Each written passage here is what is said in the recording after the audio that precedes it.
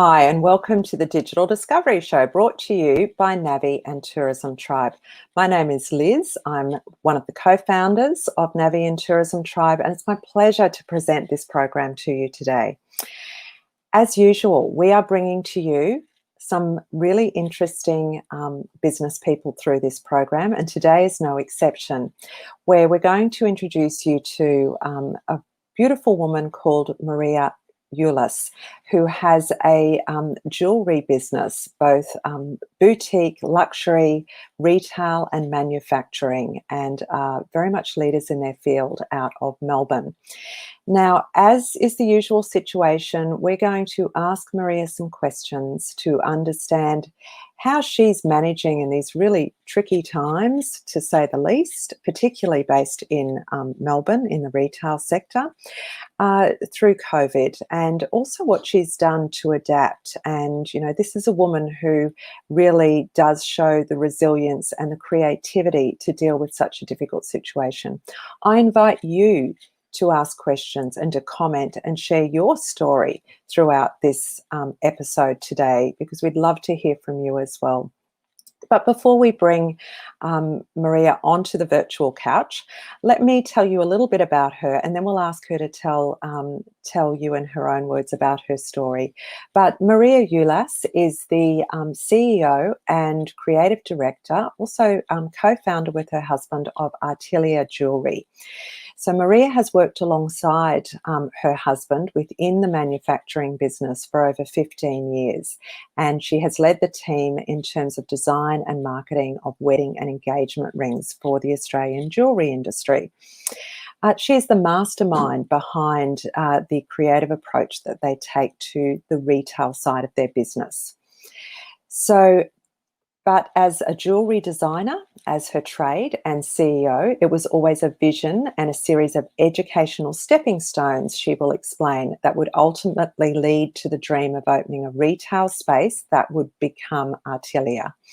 Alongside her team, Artelia offers the finest diamonds, pearls and gemstones, and is considered to be the wedding and engagement ring specialist in her area and in Australia, with all pieces being created within the atelier, the studio or workshop within Melbourne, Victoria. So a wonderful Australian manufacturing story here as well.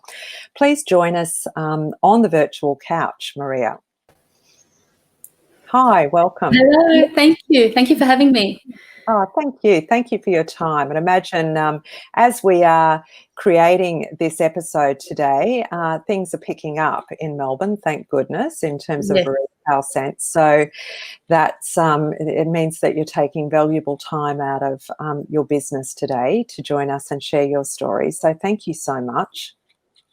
Oh, you are very welcome. Thank you, thank you. So that our audience has a clue about your journey and what really drives you and your passions, how you've ended up with this business. Could you tell us a bit of that backstory, please? Absolutely. So it's an interesting story. I actually have a medical background. I graduated with a Bachelor of Biomedical Science and found myself working at Monash Medical Centre at one of the laboratories there, and just absolutely was not enjoying. There was no heart in what I was doing. It was an absolute disservice, and I lasted about 3 months. But all the while, my husband was telling me, "You are so creative. You need to be in the jewelry industry," an industry that he's always been in since, you know, very young age, 11 years of age. Was saying, you know, "You'd add so much value to my business if you would help me out and join me." And he conveniently got stuck on a design that he had. He had brought in some special gemstones from Italy on a trip, and said, "Help me out and design a range for me." And I said, "Okay, you know, I'll help you out and design a range." And then off he went to a trade show. Back then we were just business to business. We weren't dealing with the public. And it was a massive hit. It was an absolute sellout. And as they say, the rest is history. And here I am 15 years later. We've always worked side by side. And I'm absolutely just as obsessed as the first day as I am now with the work that I do and the dreams that I make come true, I guess you could say. From science to jewellery. I love that. That's fantastic. Right. And, you know, how fantastic to be able to combine your romantic life, your life partnership with your husband, with your business and all this creativity that's got to really fuel and keep fueling that creative fire that you have, I expect. So that's sounds like a wonderful recipe. But tell me about the tricky times and getting through COVID, and what have you done to be able to keep the business ticking over? I understand that you did take some steps to going more online than you were previously. So can you tell us about that? Because obviously this has been a really hard time for many retail and manufacturing businesses. And we love to hear these stories because I think it really helps to inspire people to go, well, if you can do it, then I can do it as well. So could you tell us about that, please? Absolutely. Well, like, all of us, the day begins and we get so caught up with the operations. We wear, many hats. Being a small business owner, you never know what the day will bring. And it was always something for me personally. I'm so relationship based, and I really need to connect with my clients and spend that time in order to connect and create a piece. So a lot of my days were based around that, basically on design and sourcing, gemstones. And it was always something that it was always in the back burner of our social presence. It was there, but it was more of just of a gallery of images of what we had done. There was no real, I guess you could say, to use the term, infrastructure of how it was operating, or some sort of method to what we were doing. And then when the pandemic hit, it was funny, a lot of people would say, okay, this is the time to I can't really do anything, I'm stuck at home. I remember having that conversation with my team, and they were saying, well, maybe I'll just, get stuck into the garden, or time to, clear out my linen cupboard. And it was like, no, this is the time. We are down on our knees. This is that we have to move, and we have to move quickly. And it was real, that real and honest eye opener that I guess you can't afford to be impatient at the same time, but when your hands are tied, you have to move and go with, whatever the wave is getting thrown at you, I guess. And we we completely overhauled our website and really made a plan for our social presence. And it was unbelievable, honestly, like suddenly, even though we were only open for click and collect, but it absolutely transformed our business. The phone started to ring. It wasn't absolute, like a one-day event, but we found that within the first 4 weeks, having a plan in place, and really being in the mindset of learning how it all works and what we need to do, trying to avoid the situation of being misunderstood, because a lot of our clients just assumed that we were closed. And it's one of those things, it's a real eye-opener. Like, no matter what you're doing, no one knows about it unless you tell them.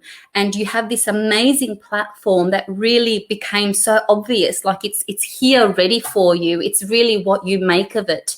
Every action has a reaction. And that's definitely the case when it came to our social presence, that what you put in, you absolutely 100%, I can vouch now after what we've been through, will get back. And it was that opportunity, I guess, to start really creating content. And I think when spirits are lifted, like now we've reopened, it becomes so much easier to start celebrating those beautiful pieces in our line of work, or celebrating beautiful engagements. But in that time, I guess it was even harder in that spirits were really down. So it's really coming to that understanding and knowing your client and who you're selling to, I guess, at the end of the day, to know what their needs are. So it was like, well, now is not the appropriate time to be selling a beautiful, 2-carat diamond ring, or,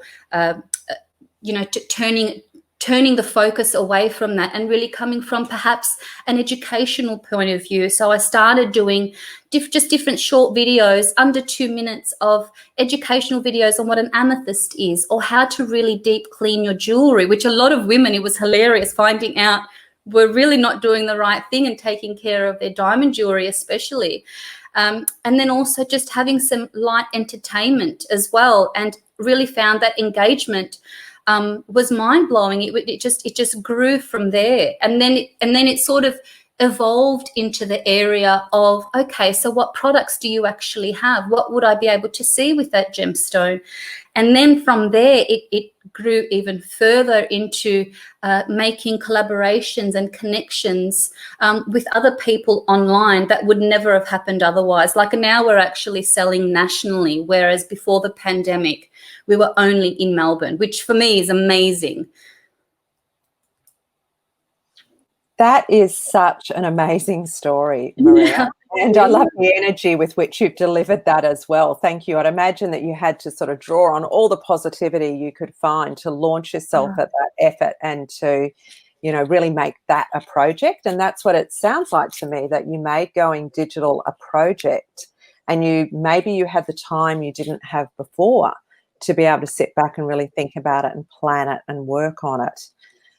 Which is great. Were there particular challenges that you hit along the way of taking your business online and getting it to the stage that you could be selling across Australia as opposed to that local market?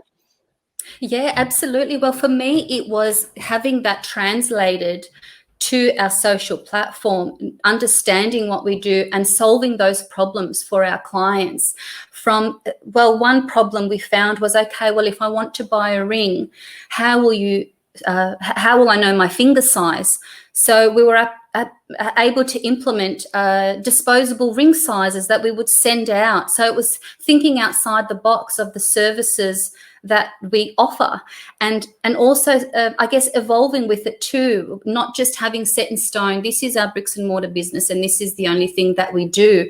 I think now what the biggest challenge was really understanding and looking at our business in another way. Like, I guess I never really considered our business, and I guess the term is experiential. I didn't really think of us as that way. It was really just we manufacture and create beautiful jewelry. But I think now in hindsight, that was the biggest challenge for me, was looking at the business in another way and implementing it. And then also implementing it to the team too, who was quite distressed in what's going to happen, you know, like how are we going to sell these products, and then having them come on board.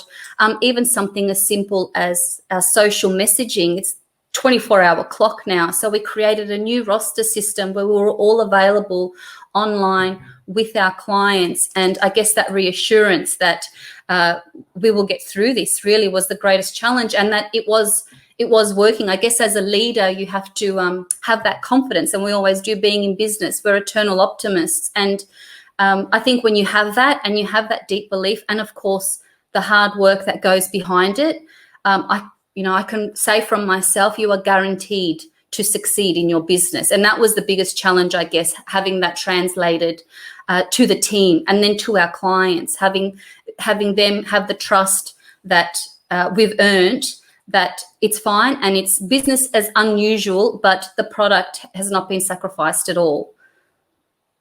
So you're telling me that your challenges weren't really technical challenges. They were shifting your understanding of what it is you're selling. So you're selling, and how to translate it.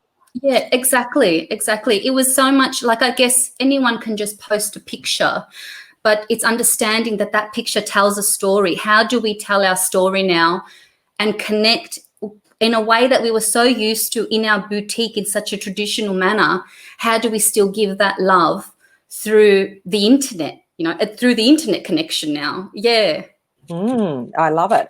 And because we often think of businesses, we think of the customer service as being the experience, but in fact, really everything across that purchase cycle, both coming onto your website or seeing what you're doing on social media, it creates what you want it to create, is some kind of emotional response, don't you? Which in fact you're creating an experience with your content when they come onto your social media platforms, onto your website, and then as they're going through that sales process, hopefully, converting their interest into a sale, they're having a great experience with you. So that's a terrific learning that put you in great stead, doesn't it, for moving forward and growing your business.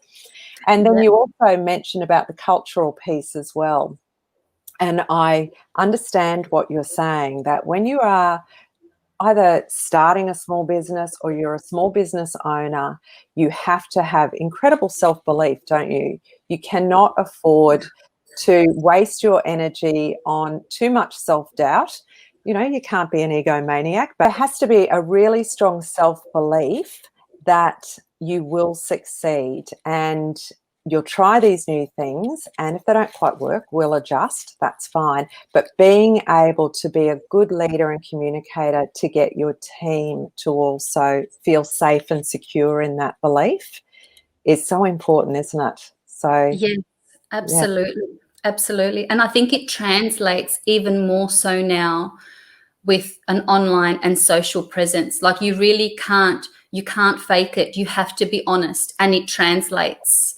People feel it even more so.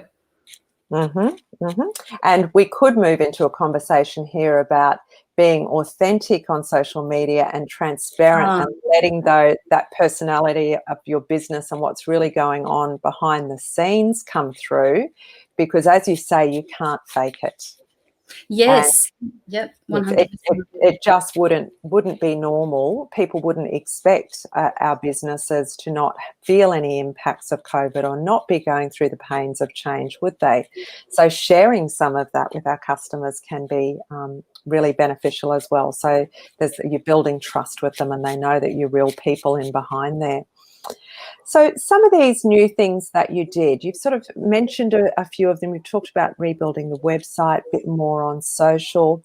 For those of our audience who are looking to take their next digital step, so they're going, okay, I know that, because we're all the same in that, because digital technology is changing all the time, it's what do I do next and how do I keep up with this? And I'm happy to disclose at the moment, which I forgot to do in the intro, that your sister is actually Despina Karatsias, who is our amazing chief navigator of Navii and AKA general manager of Navii and Tourism Tribe. So I don't know whether she played a role in upskilling you and your team, but I know that that's a bit of a challenge for small businesses to put the time in and find the right way to upskill themselves and their team. Could you tell us about how you did that, please? I guess the biggest thing for us was I'll give you an example. I had, before the pandemic hit, I had there was a job out looking for a new senior jewelry consultant. And the woman that I interviewed had almost 30 years experience in diamonds, diamond wholesaling, and also in design and jewelry consulting through many different retail stores throughout Melbourne. And when I interviewed her, she said to me, look, I've had all this experience, but, I wouldn't even know how to answer an email, had no experience with computers. And this was just now, this was back in February this year. And I said to her, I don't need your computer skills. I need your heart. As long as your heart's in it, you will learn. And that's exactly what happened when you hire the right team. And I think this was a good time too, to really look at who you surround yourself with and having that great team around you. And my sister Des was, of course, played a big role in this too, in sort of navigating where I needed to look to begin with. But then, of course, it was up to me to who I eventually gave that position to. And when that's in place, we are all like, now she's another new prerequisite of our team is they have to have their own social account promoting at least a few posts of our brand a week as ambassadors themselves. Your team is an ambassador of you and what you represent and your brand. And when that's there and that heart is there, the rest comes into play. And they've become just as quick as evolving as I have. And now coming out of it, we've actually enjoyed the journey together, and it's brought us closer and more understanding of each other, because we are, as they say, all in this together. So it's been an amazing journey, and just seeing them grow and evolve with me. So I guess that's the biggest factor in upskilling is having the right team to do it with. So were you doing online courses together? Is that how we were, yeah. Very good. it was all lots of fun. We upskilled, I guess. And it was funny. The analogy that I used was, you see a doctor, and it's so important that they stay up to date with the latest medical journals and research and medicine. Who would you rather see to trust with your health, I guess, or a doctor that's become complacent and just waiting for the clients to come to him, and having that metaphor of, well, what do I have to get? I should be doing this. I should be making this. Switching it around and thinking, what do I have to give? How can I upskill myself? What more can I offer? And the rest just naturally comes. And it's the same in any industry. That's what I believe. You have to constantly look at new ways. I have this metaphor now where it's 10 years. You have to see your business in 10 years, not just as an exit strategy, but where is retail in 10 years, and start now. Like, if you're in small business, you're not a patient person, but that's why you have to start early for that time. So now I'm running my business as if it's running in 2030. Having that mentality, constantly reminding yourself of that, I think really works. Yeah, there's a sense of urgency, isn't there, as a business owner, or even as a good CEO. You've got to have a sense of urgency, otherwise you will absolutely get left behind, because the change is so rapid.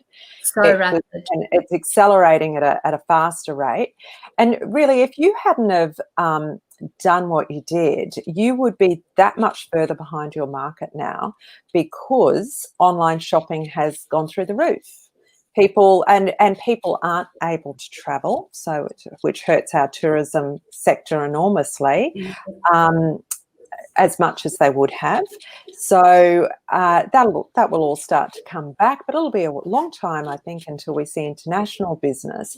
So people are spending their money in other ways. And I know when I've spoken to other people in the jewellery business, they said that their sales have actually held or improved, because there are more people spending money on jewellery, or getting jewellery reset, or getting engaged. So there's an opportunity that comes out of the situation that we're in as well. But if you hadn't have been able to stay in touch, and connect with your online audience, and build brand with that new potential market online, and have the steps in place digitally to be able to make those sales happen, like your fabulous, disposable ring sizes, you would have been left behind. So it's like jump in and swim really hard, or sit on the side and no one's going to see you. So that's fantastic. What do you think has worked the best for you in terms of those two aspects, like the building brand online and then the sales online? Could you sort of narrow it down to, it was really great that we did that particular thing, or those couple of things in those areas to help with brand building and sales? I think to be like I had mentioned before, I guess, I think that has to come first, building the brand and having people really understand what you're about, and then the sales just naturally come. I'm a big person I'm big on connection. So who I choose to work with, especially online, or who I want affiliated with our brand, has to be in line with our values, and who that'll attract naturally the people that we want it to, I guess. What I put out into the universe, I think what would resonate with me, and I guess with the jewelry, our jewelry manufacturing side, that's what I found was lacking. I had a unique opportunity where I was designing for other jewelry stores for the first 10 years. Artelia, we opened in 2017, but I was actually designing rings in particular for other stores Australia-wide for at least 8 years before that, and having that opportunity to sort of bird's eye view to see other stores, and really seeing that was lacking, that it was really just transactional of here's the product and buy it, but really misunderstanding the client of what's a special occasion they're walking into your boutique, and having you the privilege of being selected to be on their finger for the rest of their lives, like really honoring that. So I think it's and portraying that and letting people know that there's so much heart and love behind it being made in Australia in our business, and then naturally the rest flows. I think you really have to nail that first, because if someone asks you tell me your brand in 30 seconds. And if you and ah and really don't know, or if you're not inspired by what you say or what you think, it's going to be really hard to inspire anyone else to hand over that hard-earned money that they've saved for, especially now in a pandemic, not being able to travel, not knowing, having that uncertainty. There's so much respect that comes with that, that when they do actually say, you know what, I want to buy from you and I want to support you, I just think it's unbelievable. And that's the result of your hard work, of really showing your passion and putting yourself out there unconditionally to the world, and having that translated in a positive way. It doesn't get any better. But I think that comes first. Brand awareness, and the sales do come online. So what have been some of those brand awareness techniques? How have you used social media, say, for brand awareness? And I understand that you've been doing some work with social media influencers as well. Yes, that's been a huge part. For instance, I would get inspired by a flower in a pond and have that story told through my stories on my Instagram page or my Facebook. Like at the moment, I'm doing, after what we've been through, I'm calling it the ethos feather. So the eagle feather, eagle in Greek is ethos. That strength and freedom that comes with what we've just gone through and what was taken away from us for some time, and having that connected with certain influences online that can also resonate with that, and having it worn, different pieces that we've done, and extending the brand that way, in that going through their reach of people as well as our own. That's been a huge part, but more so in our connection with them as well, really being careful with who we choose to represent our brand. And now at this stage, we have at least every month we'll have an influencer wear one of our pieces, which is something we never, you told me 10 years ago the word influencer, I would have no idea what you're talking about. And it goes to show, like you were saying, the lightning speed that things move now, that you have to have that aspect in place as well. And what we did through the pandemic, we affiliated ourselves with Mia Plechic, a big online, and she's a big entrepreneur as well, big presence on social. And we designed a range with her and then sent out 20 pieces nationally to different influencers. And it was huge. The month of August was massive for us, just for those initial pendants alone. There's a lot of power to that, of connecting with, not necessarily in the jewelry industry, but we had makeup artists, and we had interior designers, and we had a gentleman, the digital studio, that just different demographics to extend our reach. And I woke up one morning, we sent a pendant to a particular woman, over 1 million followers. Woke up one morning and we had over 5,000 new follows. So it was that small investment, but having that story behind it, and the brand awareness of where this piece was designed and where the inspiration come from, and the honor of it. And it was all in line, and there it was in the result of all our amazing amount of followers. Literally overnight, once she posted it, it was massive. And influencers themselves, they can be, I mean, that's a whole other field, isn't it? Learning how to work with them and set a contract with them about what they're going to do. So how did you find challenges in managing your first couple of influencer relationships? Did you get help with it? How did you make those partnerships commercially sound and trusted, so that you felt good about them, as well as knowing they had the right kind of brand match for your business? What did you do to make the relationship good as well? Yeah, huge part. Roberto and I are big on karma, and you put good into the world, you get good back. And we've always supported other small businesses too. So including influencers, we've always put on our platform. We try to at least 3 times a week plug on our own platform different small businesses as well. So I guess that came into play with influencers as well, where it's, if you're coming from a good place, so are we. A lot of it's built on trust and and relationships. A lot of them now, like Melbourne fashion blogger, for instance, she actually came in as a client, and I didn't know she had such a large following on social media. And now we're actually the best of friends, which is what happens a lot of the time with clients too, as well as influencers. But it's, I guess, first establishing that your values are in line, first and foremost, and having that understanding to begin with. And then honestly, magic happens. Again, it translates through what you post. People feel that energy. They can feel it through the screen. I think it's the irony beforehand. We think we would be disconnected with social, but if anything, we found that connecting with especially influencers has become such a huge connection with people that we would never have thought have beforehand.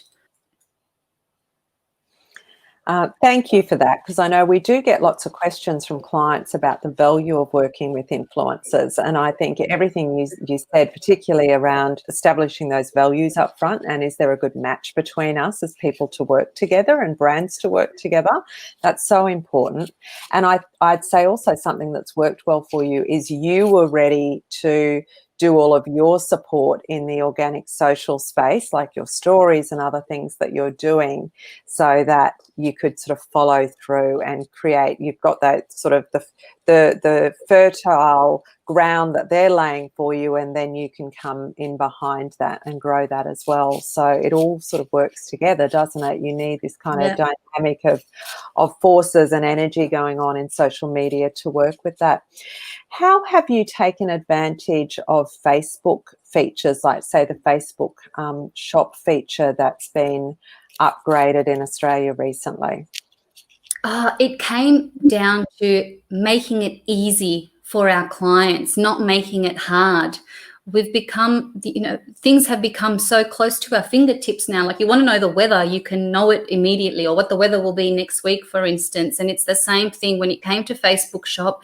It just made it so much easier for us, and a completely new platform that's targeted to exactly who we want to reach, and transform just yet another platform that we can have that connection with. So it made it easier for our clients, especially in terms of remarketing as well. Like now, a Christmas campaign, we would never have even thought of doing this last year, whereas now we've implemented it and it's ready to go. So I guess it's that constantly growing, and that's what it feels like Facebook is. It's growing with us. It's become such a huge aspect of our business, where it wasn't before. It was literally just, like I had mentioned, posting pictures, but having that Facebook shop, and it's almost like a second website. So you can have it, connected to the post, or you can see immediately what that product is, the details are, make the purchase, and it's in your hands, if you like, the next day. It is massive for us. So that's become the metaphor now. It's just made it easy, really, for us. And isn't that what you want to do? Reduce any barriers to people being able to buy from you, and be able to work on the channels where they are, where they're most comfortable to purchase, or where they're in the most relaxed state for purchasing as well. So if they're on Facebook and they're checking in on what their family and friends are doing, and then they start thinking about that jewelry purchase, or that very special piece of of jewelry that's going to mean something to them, whatever that event is, then you're in their lounge room with them, and that's so important, isn't it? Well, it is. So many great things that you've shared with people today, Maria. When you think about your colleagues, because it sounds to me like you want the whole industry to do well, not just your business. And when you think about your colleagues who are working mostly in bricks and mortar still, what would be your sort of key tips that you would share with them? What would you just say to them to encourage them to explore some of these digital techniques and platforms to help their businesses? I just believe that as long as there is internet around, it's just not an option. We are absolutely forced to do more than just have a physical presence. I just don't think that concept can work anymore. And we just really, in this day and age, we can't afford to be misunderstood or left behind. Like the saying goes, if you're not growing your business, what are you doing to it? And here we have this opportunity to grow. I guess we have that notion that if you haven't learned something, you know, by the age of 40, don't worry about it, just let it go and just become complacent. Whereas I think that notion is out the window. We really have to embrace the fact that growing your business means having an online presence now and moving quickly with it. I think it's that same metaphor almost of, you know, okay, I've built a business now, I can sit back and relax and let other people take care of it for me. It's no, once you set up a business, now the work starts. And it's almost like raising a child. You know, you want a well-rounded, you know, amazing functioning person in society. It's the same for your business. How much are you willing to put into it is what you'll genuinely get out of it. And there's a whole other world going on there that you don't want to miss. I just think it's absolutely invaluable. For a modern brand now in this day and age, you just can't afford not to be on there, especially after what we've just gone through. We were almost unaffected the last 3 months because we made those changes. Literally within a month, they were implemented. I love your lightning speed. That is so great. Yeah.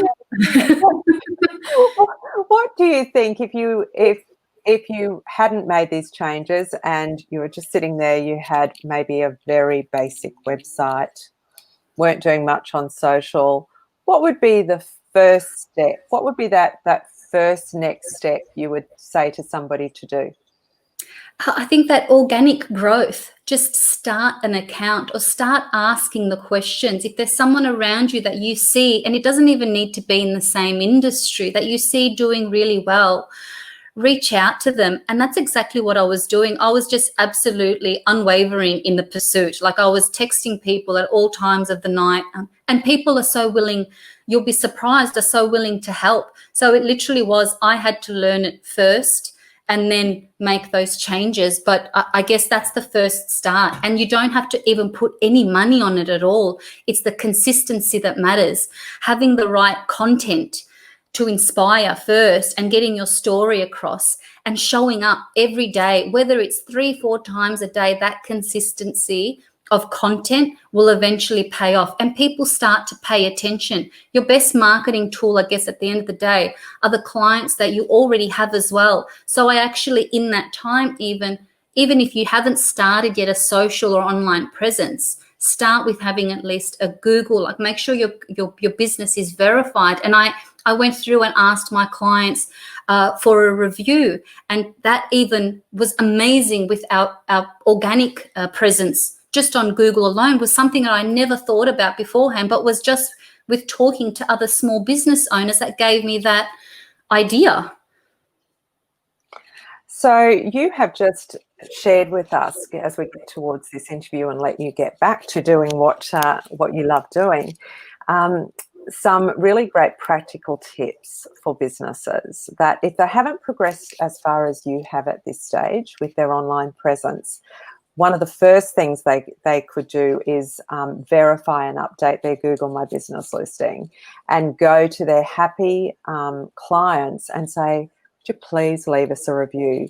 Because that just makes such a difference, doesn't it, when people can find your business in a local search, because they're still going to want to buy locally. So even if they're buying online, they want to know that they are buying Australian made and hopefully supporting a local business. So they'll search local. So you really leverage that bricks and mortar location, but then you're able, they're able to feel good about contacting you because they can see some amazing images on your Google My Business listing and some great reviews, and then the relationship can start. And then I think the consistency thing, if you're going to take that step into Facebook and Instagram and you're going to use both, I can't think of too many businesses that aren't going to use both, then it's about being consistent. So you hit it consistently at about 4 times a day. You noticed a big difference when you did that, you were saying? You feel like you had the growth that you didn't have before? Oh, absolutely. It's one of those things that, people still didn't know that we actually remodel jewelry. So it's, you know, you can bring your old pieces and we remodel them for you. So it was that we've got time on our hands. Let's redesign something. If I hadn't have posted that, there's always someone out there in need of what you offer, but they don't know it unless you tell them. And it's so hard to make that translated through a different, that's such a unique platform, and be able to get that across and have that trust. So we actually, through the pandemic, selected a few people and shared the journey of recreating their piece of jewelry, like an old grandma's engagement ring that we remodeled and, you know, gave it a new meaning now with using the same sapphire or diamond or whatever it may be, or remelting the same gold and using that gold to make a new, you know, wedding band or pendant. So even things like that, no one knew that we could do ourselves. So it's that late night, you know, posting where a lot of the time that people are like, hey, actually, you know, I've got this idea. What do you think? Could you do this? Could you do that? And you start that engagement. And I think that's the biggest motivation too, to think, oh, you know, I don't really understand computers and how it all works. But once you start getting that engagement, and it still goes back to those traditional values of engaging and discussing what you can offer. And from there, it grows. There's another connection that would not have happened before. And as soon as you start that, the motivation is massive to keep going. You're actually just enabling a conversation, aren't you? That's what you're Exactly. doing. By putting real stories up there about real clients and real pieces and how they're made, and behind every piece of jewelry is a story. Behind every client is a story. Behind your business are a whole heap of stories. So I think you're doing a great job. You're really getting to the heart of it with the social media, and you're learning as you go. So good on you. Congratulations. It's so good to hear. I think we've probably taken enough of your time, Maria, and I really do appreciate just how honest you've been with our audience and sharing, you know, your journey that you've taken over the last few months. I'm really happy for you, and on behalf of our audience and the team here at Navii and Tourism Tribe, very happy for what you've achieved. I would love you to tell our audience where people could contact you. If there are some people out there in your industry who would like to have a chat with you, or people in the retail sector, how could they find you? Absolutely. Like, coming from a woman that I didn't even know how to download an app, like that's the level that I was at initially. Any advice or anything, I'm on Instagram, Maria Ulas or Artelia Jewelry on Facebook and Instagram. And our website, of course, you can check out my good work, www.artelia.com.au. Any advice, I'm more than happy to pay it forward. I would love to.